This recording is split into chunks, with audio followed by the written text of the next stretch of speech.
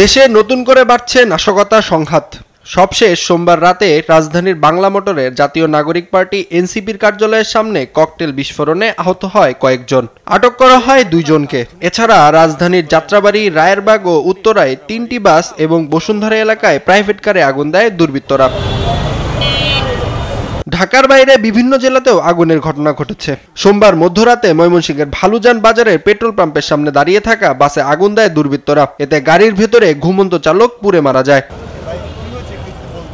মঙ্গলবার সচিবালয়ে স্বরাষ্ট্র মন্ত্রণালয়ের আইন শৃঙ্খলা সংক্রান্ত কোর কমিটির বৈঠক শেষে এ বিষয় নিয়ে কথা বলেন স্বরাষ্ট্র উপদেষ্টা জাহাঙ্গীর আলম চৌধুরী। বলেন, সন্ত্রাসীদের কোনোভাবেই ছাড় দেওয়া হবে না। সন্ত্রাসীদের কোনো ধরনের ছাড় দেওয়া হবে না, কোনো সন্ত্রাসীকেই কোনো ধরনের ছাড় দেওয়া হবে না।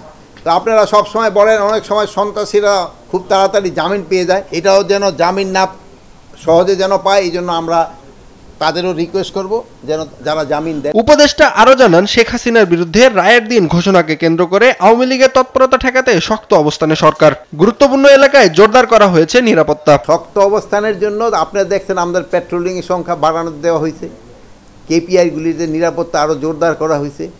তারপরে যে ধরেন এই যে রাস্তাঘাটে এই যে ধরেন বাসে আগুন দেওয়া, তেল ফেল রেডি করে এইগুলির বন্ধ করে দেওয়া হয়েছে। প্লাস আইন শৃঙ্খলা বাহিনীগুলি তাদের স্ট্যাটিক ডিউটিগুলো আরও বৃদ্ধি করা হয়েছে। এদিকে কুমিল্লার কুলিয়ারা উচ্চ বিদ্যালয়ে নতুন ভবনের ভিত্তি স্থাপন করেন প্রধান উপদেষ্টা প্রেস সচিব শফিকুল আলম। এ সময় তিনি বলেন, বিচার ও নির্বাচন বানচাল করতেই নাশকতা করছে আওয়ামী লীগ। ইলেকশন তার সময় মতো ফেব্রুয়ারির প্রথমার্ধে হবে।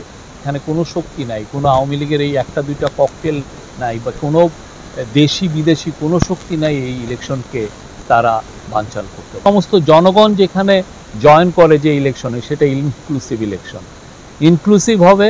রাজনৈতিক দলগুলোর মধ্যে মতপার্থক্য থাকলেও ফেব্রুয়ারির প্রথমার্ধেই উৎসবমুখর এবং অংশগ্রহণমূলক জাতীয় নির্বাচন হবে বলেও জানান প্রেস সচিব। খুবই উৎসবমুখর ইলেকশন হবে, আমরা আবারও বলছি। নাইম আফসান, দেশ টিভি, ঢাকা।